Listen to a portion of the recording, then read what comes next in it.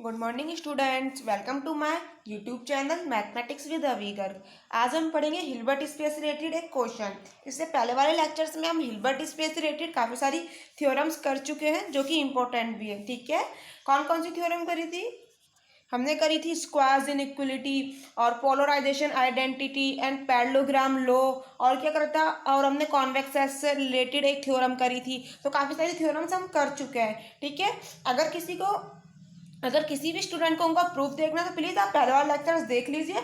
हमने उन सभी थ्योरम्स के प्रूफ अच्छे से समझाए हैं। ठीक है, तो देखो आज का हमारा क्वेश्चन क्या है, और ये क्वेश्चन इंपॉर्टेंट है। देखो, अजमेर यानी कि एमडीएस यूनिवर्सिटी जो अजमेर में है उसमें ये 2008 में, और एमजीएस यूनिवर्सिटी जो बीकानेर में है वहाँ भी 2009 में ये क्वेश्चन एग्जाम में आया हुआ है। ठीक है, तो देखो क्या है क्वेश्चन।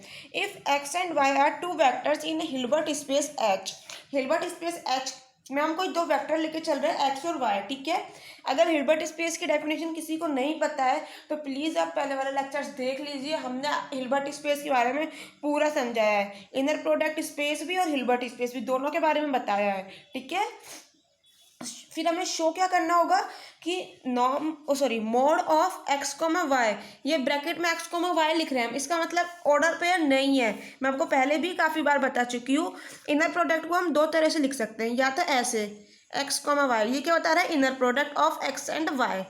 क्या बता रहा है, inner product of x and y. ठीक है, हम इसको दूसरी तरह से भी लिख सकते हैं, सिंपल ब्रैकेट में।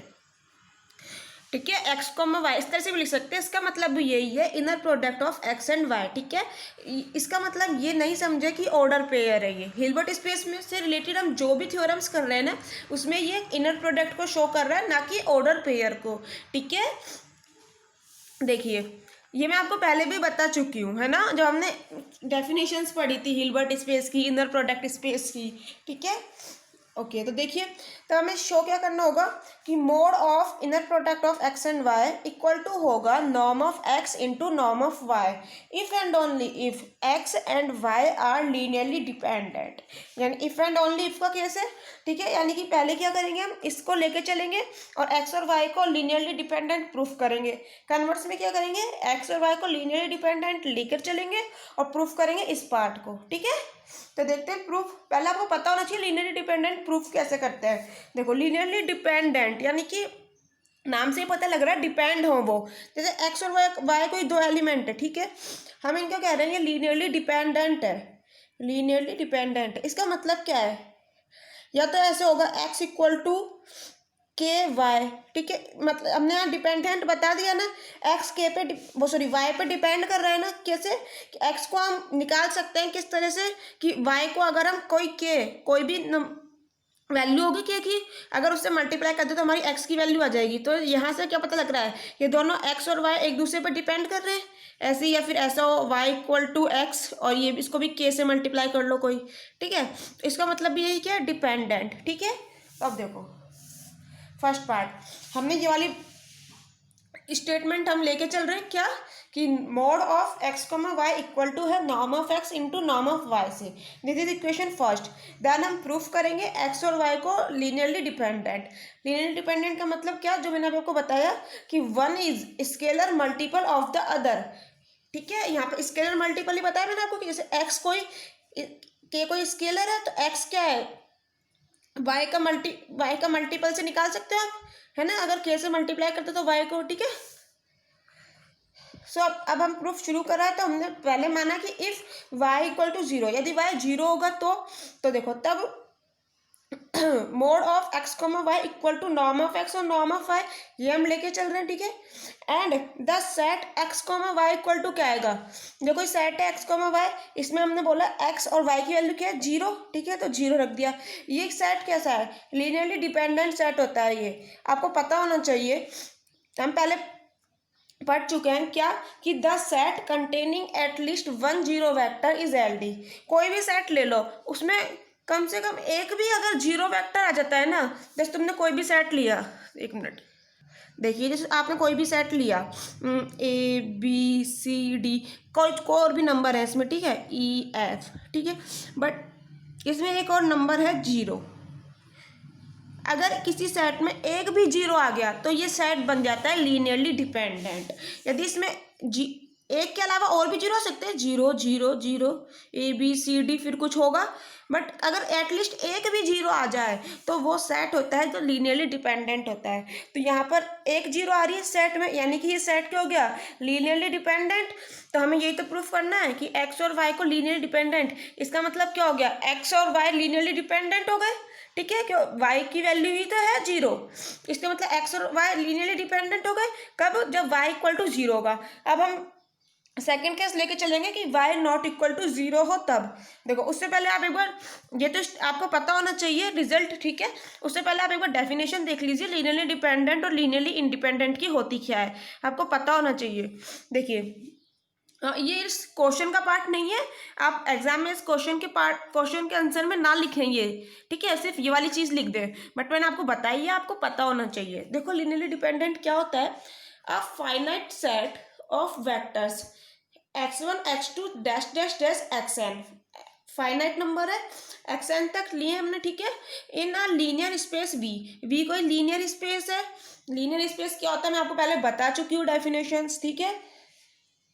इस set to be linearly dependent, ये सेट लीनियरली डिपेंडेंट कहलाएगा कब, if there exist scalars alpha one alpha two alpha n, इस तरह से एग्जिस्ट करे कि ये सभी जीरो नहीं होने चाहिए ये, ठीक है, सभी alpha one alpha two alpha में से कोई भी जीरो हो जाए लेकिन सभी नहीं होने चाहिए।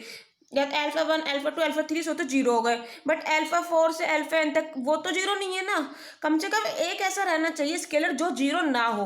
देखो यही लिखा है, नॉट ऑल जीरो, सभी जीरो नहीं होने चाहिए, ठीक है, सच दैट किस तरह से हो, alpha one x one plus alpha two x two dash dash dash plus alpha N x n equal to zero.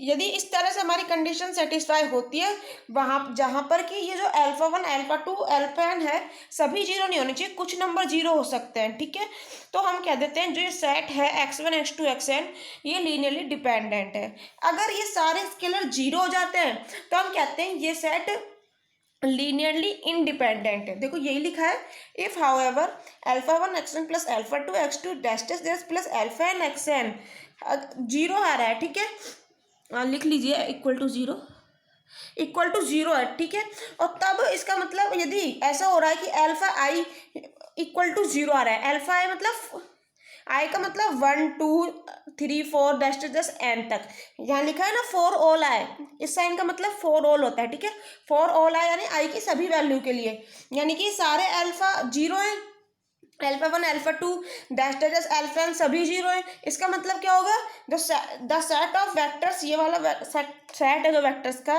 ये लीनियरली इंडिपेंडेंट कहलाएगा, ठीक है।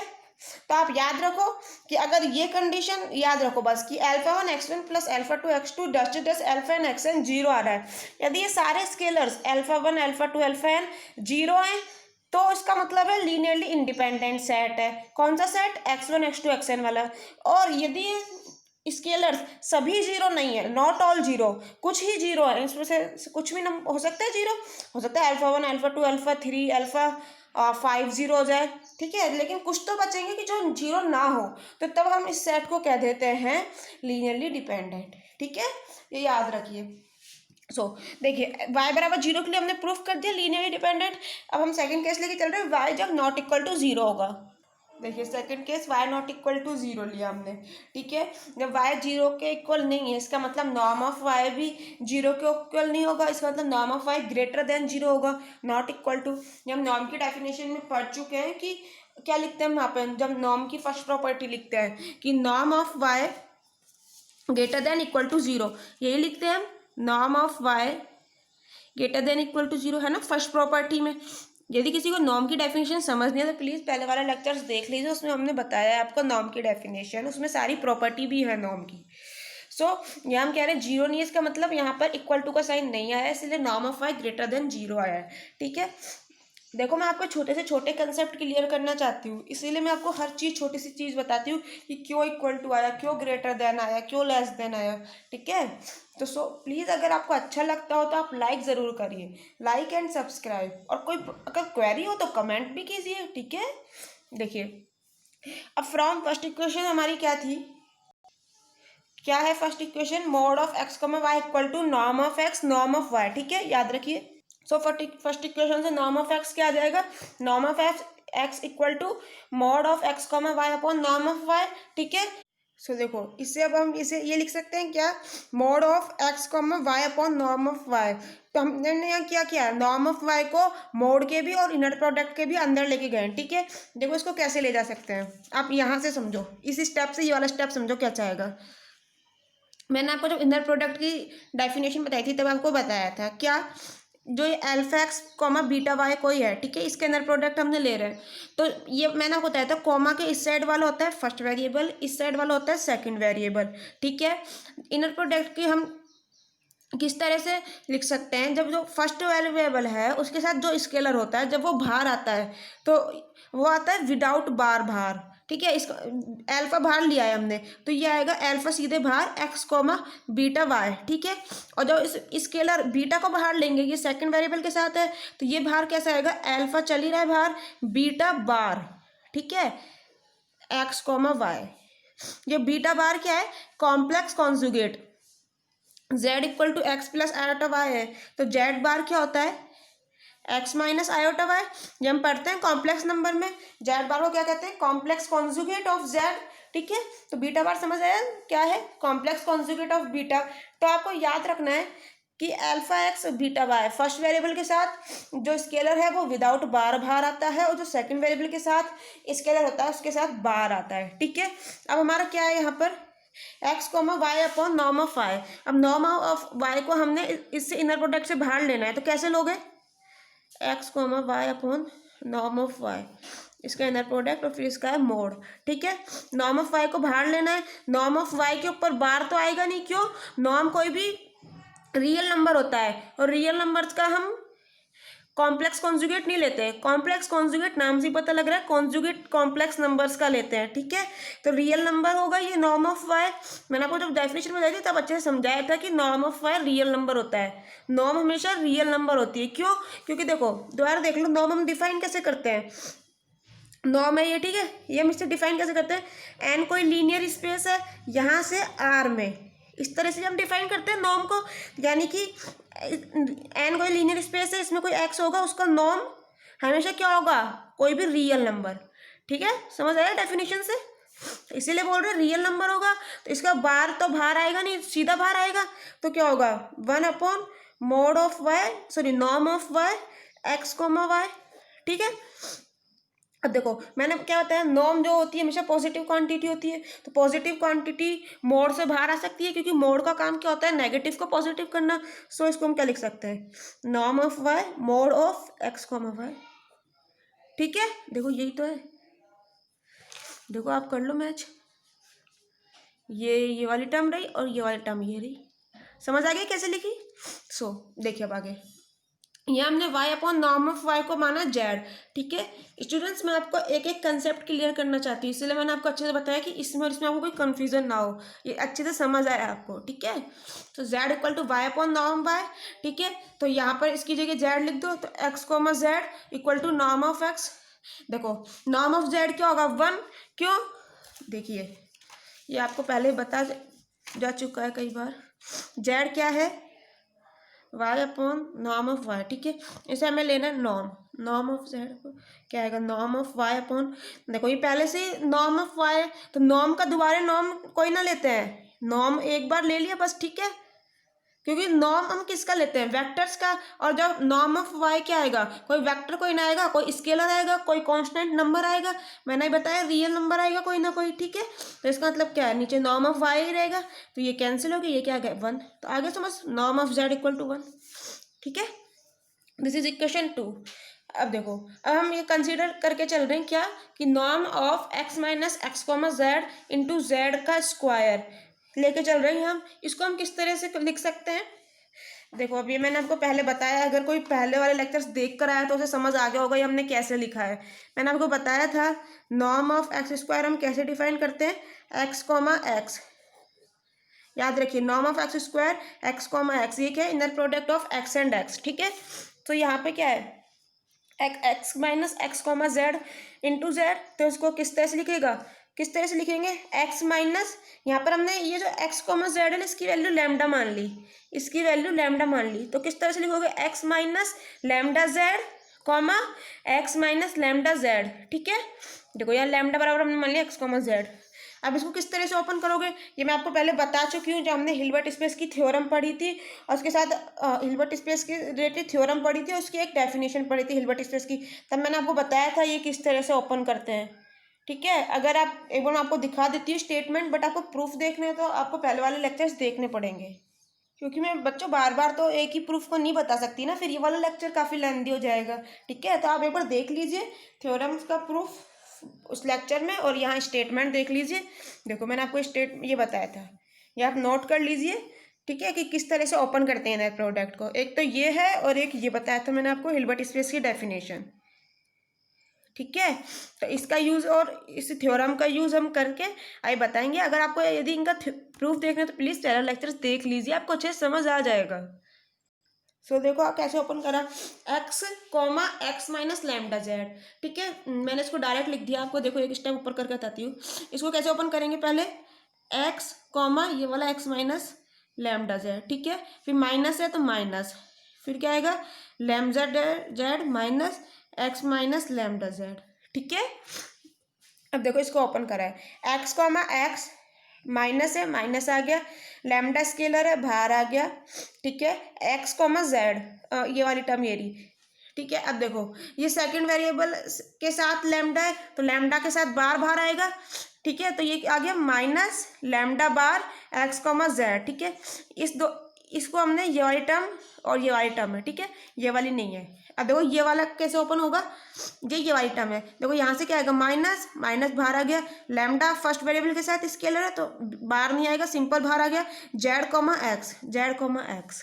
ठीक है, अब देखो ये माइनस तो ये हो गया प्लस, ये वाला लैम्डा एक सिंपल बाहर आएगा क्योंकि फर्स्ट वेरिएबल के साथ है, ये सेकंड वेरिएबल के साथ है तो इसका आएगा लैम्डा बार। ठीक है, Z comma Z, Z comma Z, समझ आया, प्लस माइनस बाहर का सब कुछ। ठीक है, ये फर्स्ट वाला ये वाली टर्म और ये वाली टर्म है, सेकंड वाले की ये वाली टर्म और ये वाली टर्म है। ठीक है, अब देखो एक्स कॉमा एक्स को तुम क्या लिख सकते हो, नॉर्म ऑफ एक्स स्क्वायर, मैंने बताया था आपको, सो नॉर्म ऑफ एक्स स्क्वायर। ठीक है, माइनस, देखो ये स्टेप कैसा है मैं आपको बताती हूँ। हमने लैम्डा बराबर क्या माना है, एक्स जेड, लैम्डा बराबर क्या है एक्स कॉमा जेड। ठीक है, इन दोनों का ले लो बार दोनों तरफ, लैम्डा बार इक्वल टू क्या आ जाएगा एक्स कॉमा जेड का बार। जब मैंने आपको इनर प्रोडक्ट की डेफिनेशन दी थी तब मैंने आपको बताया था सेकंड प्रॉपर्टी जब हम इनर प्रोडक्ट की बताते हैं क्या होती है वो, कि एक्स कॉमा जेड का बार इसको हम लिख सकते हैं क्या, जेड कॉमा एक्स। ठीक है, यदि ये फॉलो होती है तो हम कहते हैं इनर प्रोडक्ट स्पेस कि जब हम प्रूफ करते हैं इनर प्रोडक्ट स्पेस को तो हम वहाँ बताते हैं कि ये वाली कंडीशन फॉलो होनी चाहिए। ठीक है, जब हम इनर प्रोडक्ट हमें पता है हिल्बर्ट स्पेस पढ़ रहे हैं तो इनर प्रोडक्ट स्पेस तो हम लेके ही चल रहे हैं। ठीक है, तो ये वाली प्रॉपर्टी सेटिस्फाई होनी चाहिए। ठीक है, मैं आपको देखो इनर प्रोडक्ट की एक बार डेफिनेशन दिखा देती हूँ, आपको समझ आ जाएगा। देखो क्या बताया था, इनर प्रोडक्ट की डेफिनेशन हमने आपको बताई थी जब हिल्बर्ट स्पेस शुरू करा था। देखो ये वाली देखो इसमें क्या है हमारा, कि ये जो इनर प्रोडक्ट कब कहलाता है, देखो आपको कंप्लीट बताना पड़ेगा। एन इनर प्रोडक्ट कोई हमने डिफाइन करा है एल पे, किस तरह से, एल क्रॉस एल से एफ में। ठीक है, इसका मतलब क्या होता है कि जो इनर प्रोडक्ट आता है वो एक स्केलर नंबर आएगा क्योंकि एफ में डिफाइन करा है ना, एल क्रॉस एल से एफ में। ठीक है, सो देखिए ये इनर प्रोडक्ट कब कहलाएगा, जब फॉलोइंग कंडीशन सेटिस्फाई हो।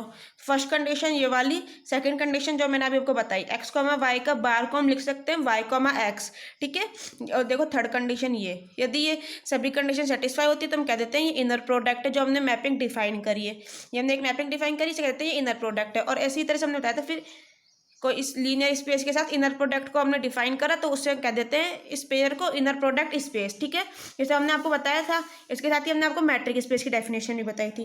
ठीक है, यदि आपको ये सारी डेफिनेशन समझनी है तो प्लीज़ पहले वाले लेक्चर्स देख लीजिए। ओके, कोई प्रॉब्लम नहीं है बच्चों, देखा करो लेक्चर्स, तभी तो आपको समझ आएगा।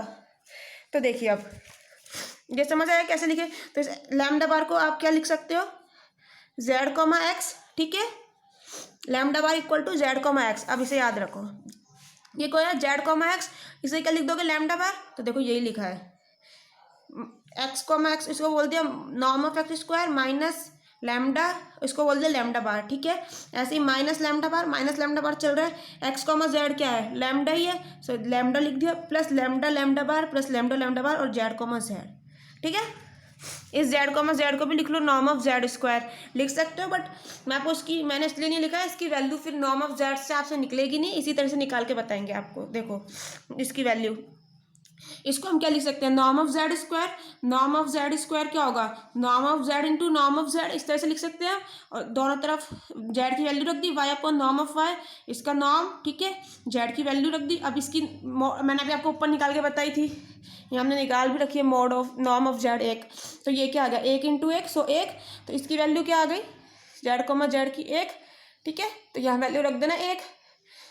सो एक से एक कैंसिल हो जाएगा, क्योंकि माइनस लैम्डा लैम्डा बार प्लस लैम्डा बार, तो इससे कैंसिल हो गया, तो क्या बच जाएगा, देखो मैंने अभी बट ये वाली लिख दी है कंप्लीट, आपको समझ आए, norm of x square minus complete ये वाला, ठीक है, इसकी वैल्यू रख दी 1, ठीक है। इससे ये कैंसिल हो गया।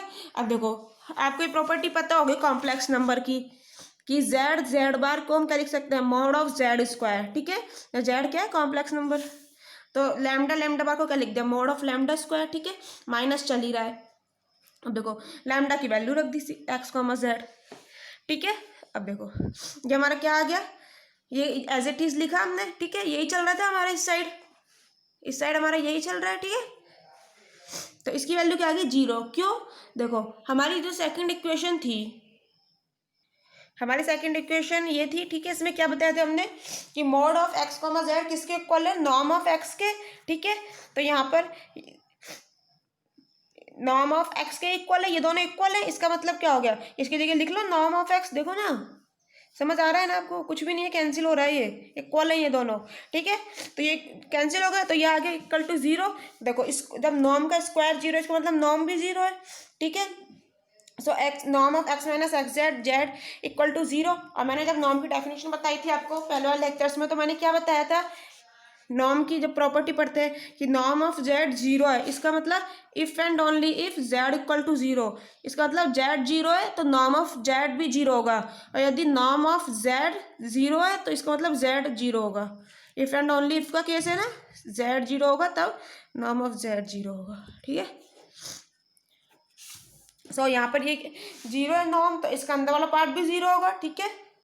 सो अंदर वाला पार्ट इक्वल टू 0, इसको हमने इस साइड ले लिया RHS में, so X equal to X comma Z into Z, ठीक है। जेड की वैल्यू रख दी, जेड की वैल्यू क्या थी, y upon norm of y, z की दोनों तरफ वैल्यू रख दी, ठीक है। अब देखो एक्स इक्वल टू ये 1 अपॉन नॉर्म वाई है, मैंने अभी आपको कंप्लीट समझाया नॉर्म वाई इनर प्रोडक्ट से कैसे बाहर आता है। ये कोई रियल नंबर होगा, रियल नंबर का कॉन्जुगेट नहीं आएगा, कोई स्केलर है ये, ठीक है, कोई रियल नंबर है यानी कि स्केलर है, कोई कांस्टेंट है, ठीक है। तो ये सिंपली बाहर आ गया, इनर प्रोडक्ट में क्या बच गया, एक्स कॉमा वाई, ये बाहर चल ही रहा है, x comma y upon norm of Y का स्क्वायर बन गया, वाई सिंपल चल ही रहा है, ठीक है। अब देखो x comma y inner product norm तो आपको समझ आ गया होगा, कांस्टेंट होता है, क्यों, मैंने अभी आपको बताया था ये कैसे डिफाइन होता है, ठीक है। अब देखिए इनर नॉर्म तो आपको समझ आ गया ना, नॉर्म हमने कैसे डिफाइन करी थी, किसी एन लीनियर स्पेस से, एन क्या है, कोई लीनियर स्पेस आर में डिफाइन करी थी, यानी कि नॉर्म तो एक रियल नंबर आता है, आपको समझ आ गया, नॉर्म ऑफ एक्स कुछ एक रियल नंबर होगा, ठीक है, ये समझ आ गया, कोई कांस्टेंट होगा। अब देखो आपको पता होना चाहिए इनर प्रोडक्ट भी एक कांस्टेंट होता है, क्यों होता है, हमने अभी आपको डेफिनेशन बताई थी, इनर प्रोडक्ट कहाँ डिफाइन करते हैं, एल क्रॉस एल से, एल कोई लीनियर स्पेस है, ठीक है, एल क्रॉस एल से एफ में, एफ क्या है, कोई फील्ड है, फील्ड में क्या होते हैं स्केलर, यानी कि इनर प्रोडक्ट भी एक क्या आएगी, स्केलर क्वांटिटी, समझ आया ना। सो देखिए नॉर्म भी स्केलर और जो इनर प्रोडक्ट है ये भी स्केलर क्वांटिटी, इसका मतलब ये पूरा एक स्केलर है, स्केलर अपॉन स्केलर स्केलर, ठीक है। इस स्केलर की वैल्यू हमने मान ली के, कोई भी के होगा, देखो के मान लिया, इसका मतलब एक्स इक्वल टू क्या आ गया, के वाई, हो गया लीनियरली डिपेंडेंट, ये तो प्रूफ करना था, इसका मतलब x is a scalar multiple of Y, इसका मतलब x and Y are linearly dependent, यही हमें प्रूफ करना था, ठीक है। अब कन्वर्स पार्ट लेके चल रहे हैं, एक्स और वाई को लीनियरली डिपेंडेंट माना है हमने, ठीक है, तब हम उस कंडीशन को लाएंगे जो भी हम लेके चले थे पहले वाले पार्ट में, ठीक है। सो देखो इसका मतलब so that one of them can be express as a scalar multiple of the other, बिल्कुल यही तो जब से समझते आ रहे हैं हम। सो हमने मान लिया एक्स इक्वल टू ऐसे लिख सकते हैं कोई अल्फा वाई, अल्फा जहाँ कोई स्केलर होगा, एफ फील्ड है तो इसमें बिलोंग करेगा, फील्ड में स्केलर बिलोंग करते हैं, पता है आपको। लीनियर स्पेस में जो वेक्टर, लीनियर स्पेस में जो एलिमेंट होते हैं उन्हें हम वेक्टर कहते हैं, फील्ड में जो एलिमेंट होते हैं उन्हें हम स्केलर कहते हैं, ठीक है। तब हमने निकाला है कि mode of x comma y, इसको हम क्या लिख सकते हैं, एक्स की वैल्यू रख दी अल्फा वाई, ठीक है। अल्फा फर्स्ट वेरिएबल के साथ है, स्केलर है तो इससे बाहर आएगा, इनर प्रोडक्ट से तो कोई बाहर नहीं आएगा। So mod of alpha y comma y, ठीक है।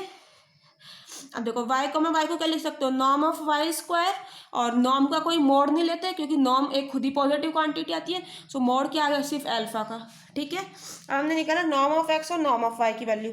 नॉर्म ऑफ एक्स की वैल्यू क्या है, एक्स की वैल्यू अल्फा वाई है, ठीक है, इन दोनों को लिखा।